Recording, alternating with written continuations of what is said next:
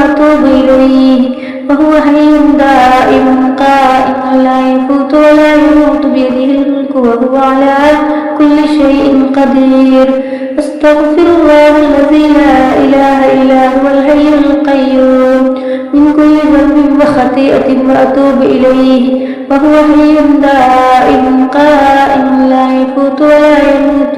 بيده الملك وهو على كل شيء قدير اللهم أعني فيه على صيامه وقيامه وجنبني فيه من نفواته وآثامه وارزقني فيه ذكرك بدوامه بتوفيقك يا هادي المضلين اللهم أعني فيه على صيامه وقيامه